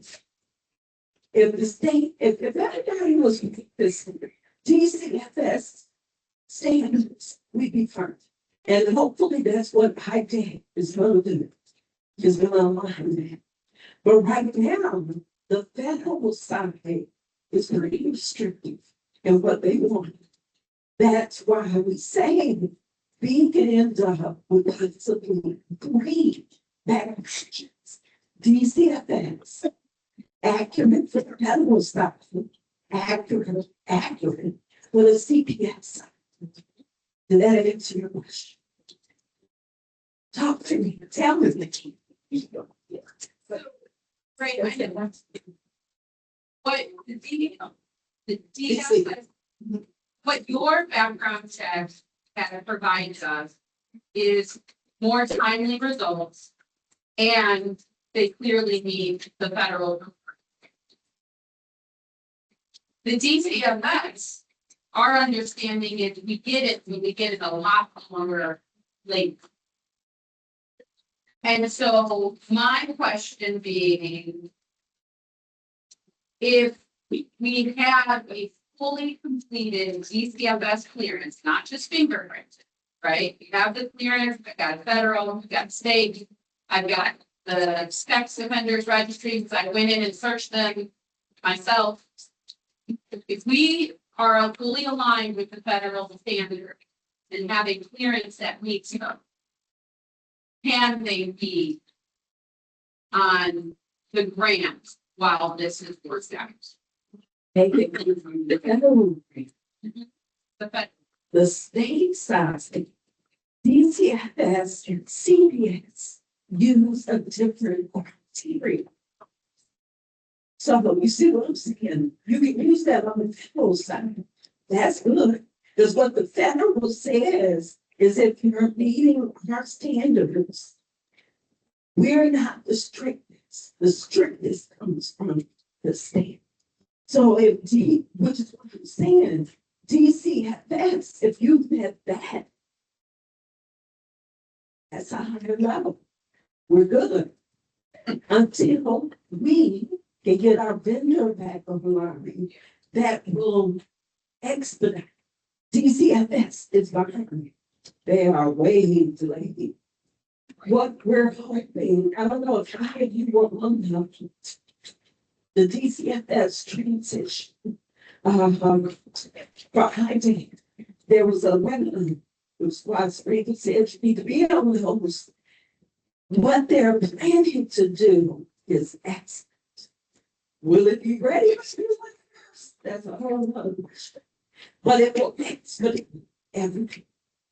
And it'll be a port that you can get into. I'm guessing using your ORI number, but I'm not sure. But it sounds nice. And the current contract issue is impacting both the federal background and the CPS. Yes. We contracted with Accurate, looking the whole CPS a couple of years later went from what is it, something biometrics. It's got a silver name, but they went to Accurate Biometrics too, which really streamlined for us. But now we have to kind of do this all over. And I think it was back here. Yeah.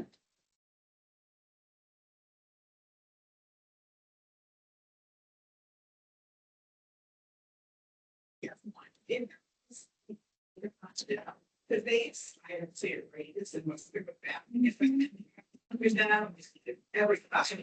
Everybody, that's the great thing.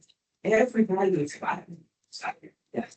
But you have to go through their website and it can't be you. It has to be the standards. No, you have to look the person that they screen. You don't have access to that. We don't have access to that. So what I'm advising businesses to do is if I want to stay employed, then the 2-step, they need to show that to you. Go to the portal, draw it down. Now, I'm not sure if they can print it out. But if they can, will snap a picture of it and give it to you as a each.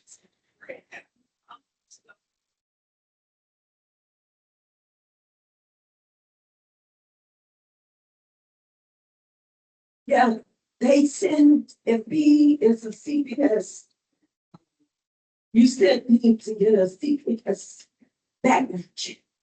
They will send the information to me. And in the letter, it is, yeah, in the letter, it's the email, the link, and in the email. So.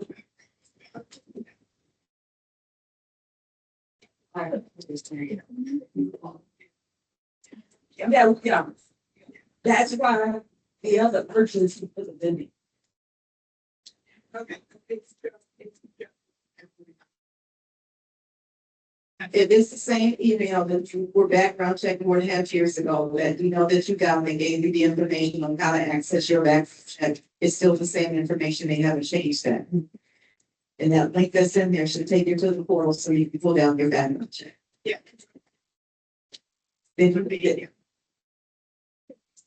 Be can recirculate that in the CSD before June 30th. Okay. Yes.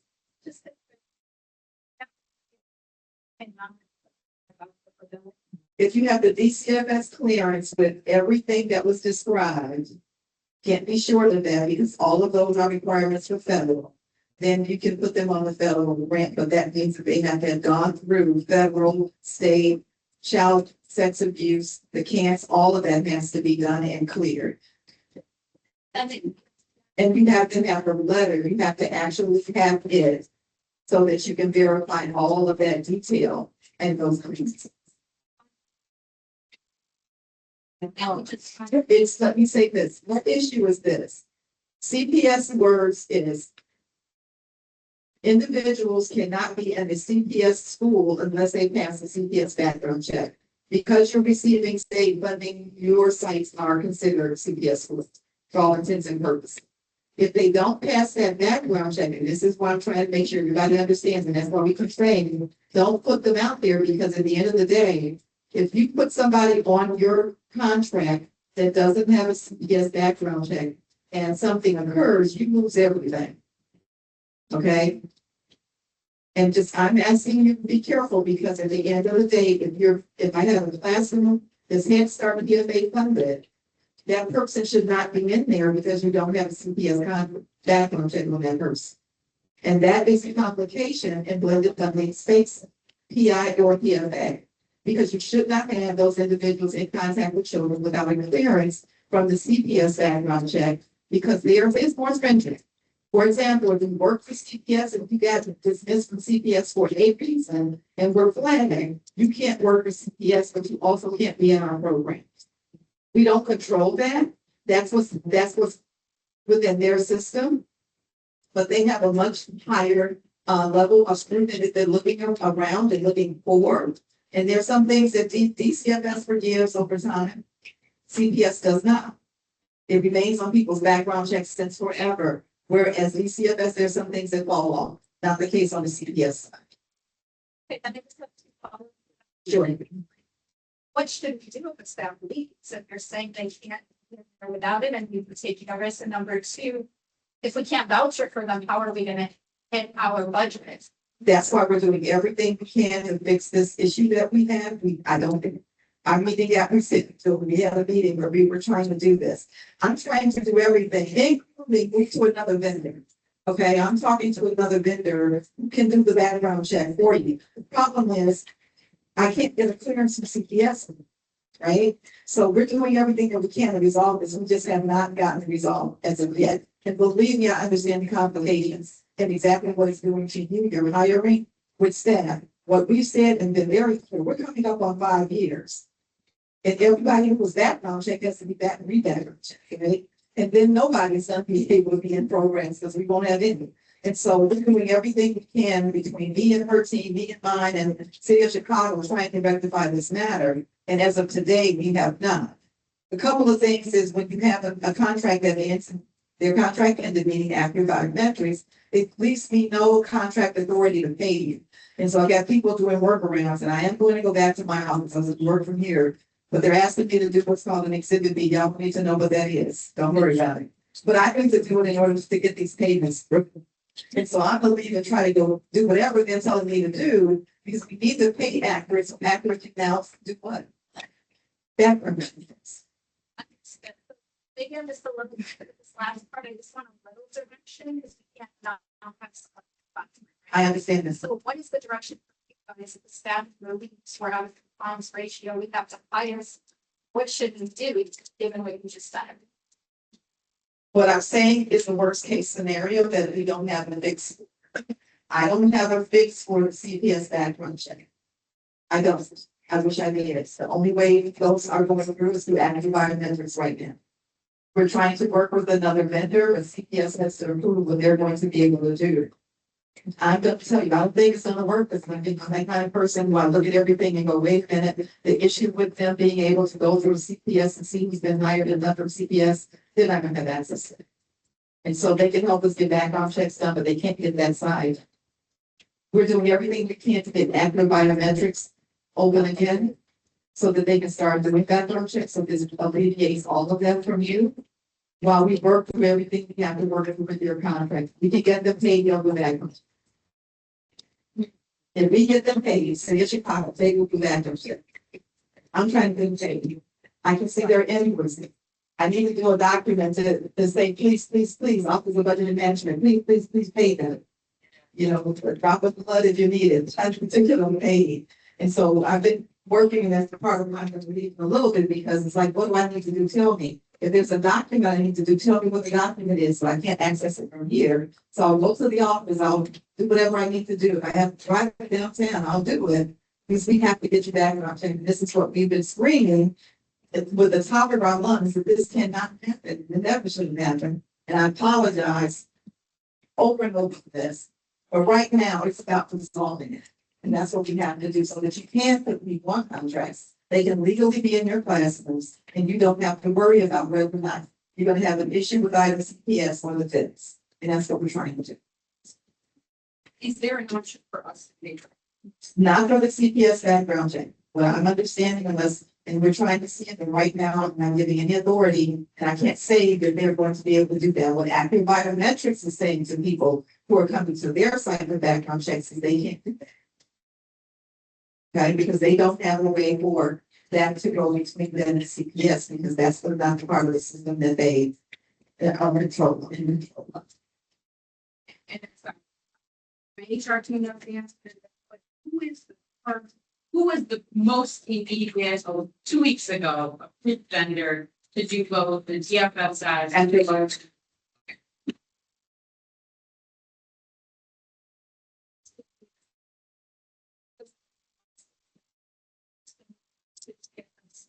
It says we have, we're making sure that all are crossing all entities.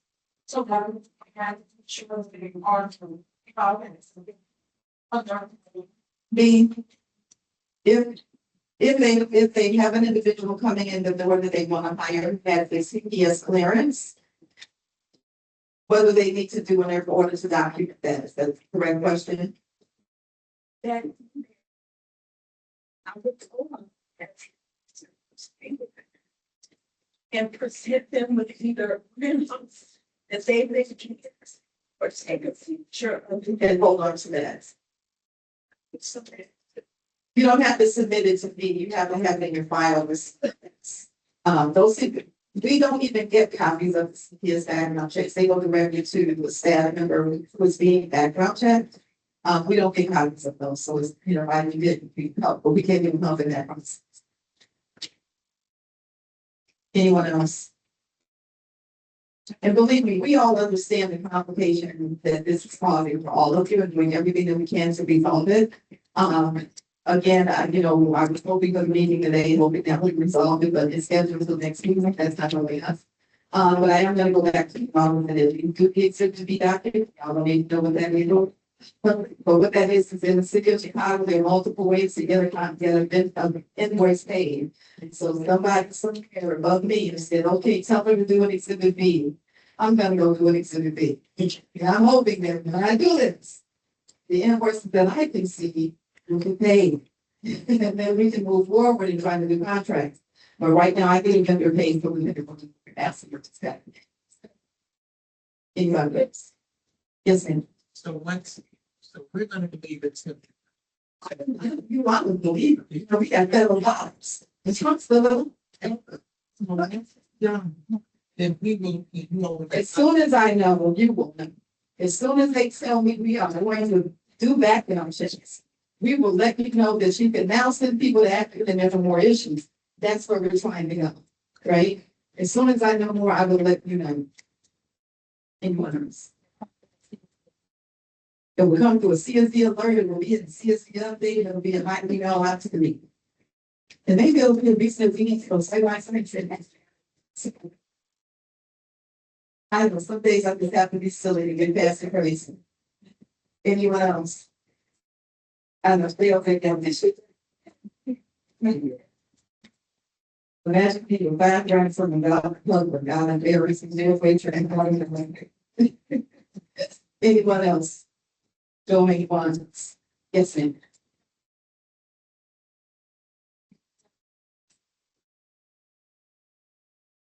That's the plan. Sheree said that's the plan. The question was, are we going to do round tables as we have in the past? That is the plan. The complication, whether we're saying it or not, we're trying to do closeout and everything else all at the same time. And it's complicating all of what we're trying to do. So we're trying to process all of those things in a timely fashion and things are on top of each other. Anyone else? I'm sorry that maybe I should let Craig go last because he had good news. Because we're in the it feels like a somber note here, but just know that the team, not just my team, but the Office of Budget and Management, our contracts folks, and our fiscal folks that give this and leadership and business. So we're all doing everything that we can to get this developed as quickly as possible. And so as soon as we know more about the ability to do that, we will be sending it out to every source we have to let you know that this was open and please go ahead and send people. Looks like there are no more questions, so for the good of the order and to give you guys. Make sure to get your letter from Angel. There is one more thing I do want to say to you, which somebody sent me a text earlier, and I just remember what she said. Does everybody understand what the credential requirements are for PFA and PI? Y'all say it. Are we sure? Oh, for a PFA teacher, it is a PEL, right? A professional educator license. Did you hear me say PEL level 5? Why am I not saying PEL level 5 then? It expired. It expired. All right, so PEL was the requirement, right? All right, so if I'm assistant in that classroom, what do I have to have? Okay, that was really on there. 30 ECE credit hours. You can have 60 credit hours, of which 30 are early childhood and being assistant, right? All right, so for PI, the PI teacher, look what happened in. Well, it would be good if they all have PELs, but what's the requirement? A bachelor's degree with an infant toddler level. Okay, bachelor's degree, infant toddler level 5 is the teacher credential that's required by ISTE. What about the assistant in that classroom?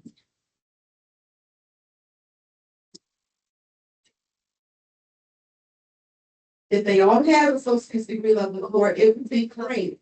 But again, it is, even in the assistant, it is about credit hours for the assistant in that as well, right? But at the end of the day, if you don't have a credentialed teacher, is your class in compliance? Should you be paid for that class? I'm going to say that one again.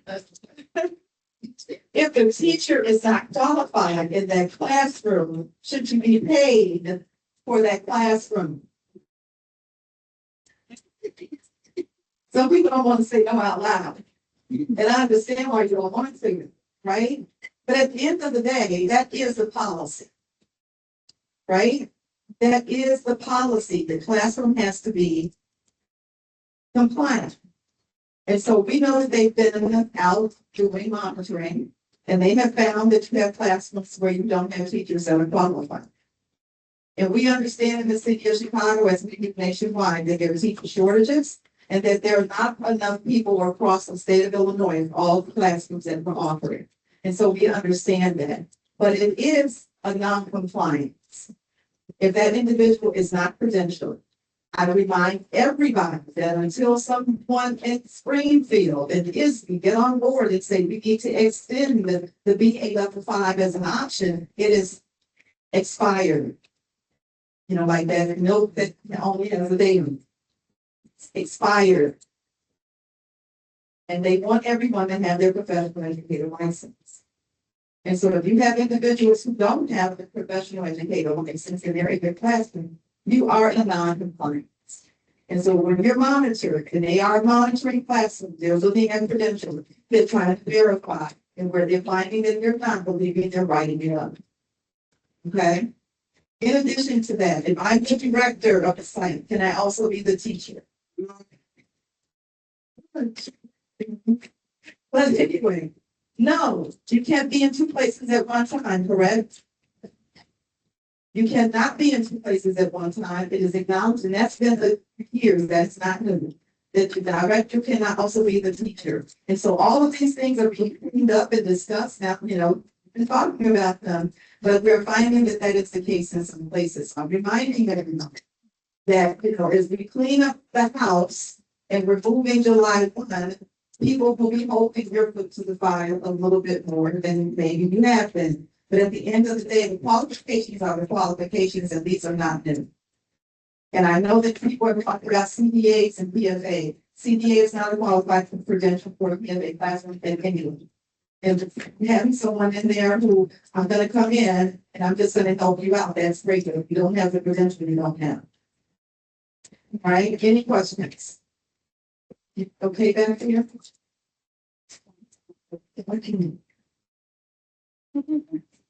Just making sure people okay. Any questions about that? Anyway, yes.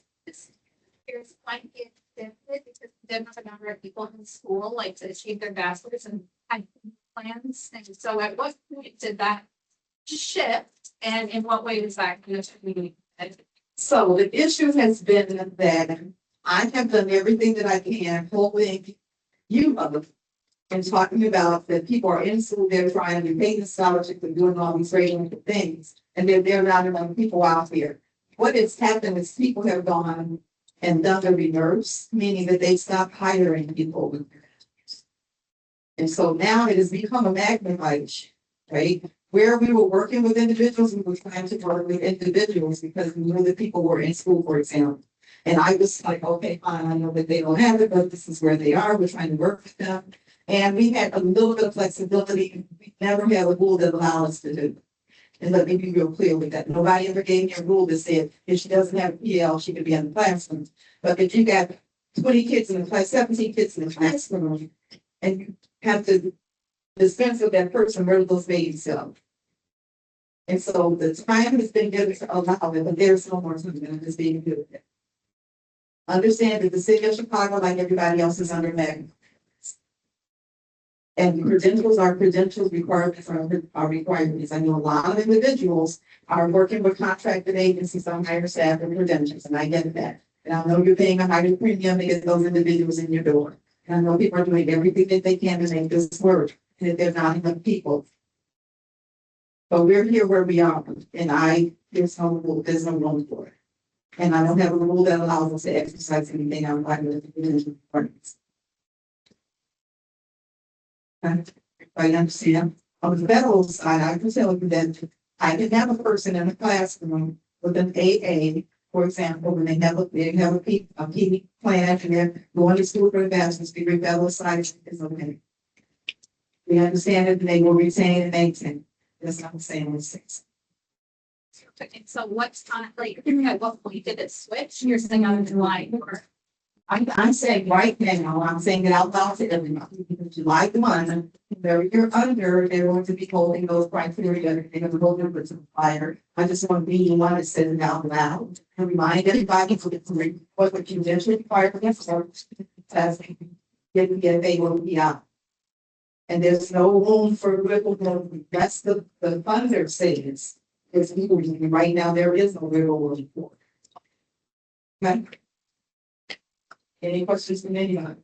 So standard never changed. The credential requirement never changed. It has been the credential requirement since we had the state funding at the different center. And even before that, when it was at CPS. Yes, ma'am.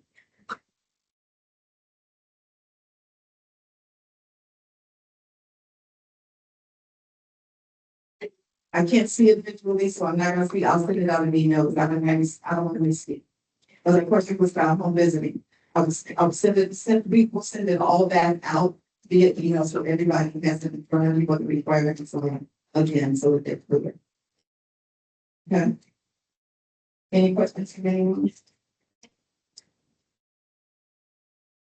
All right, thanks everyone. Have a great day. Have a great holiday.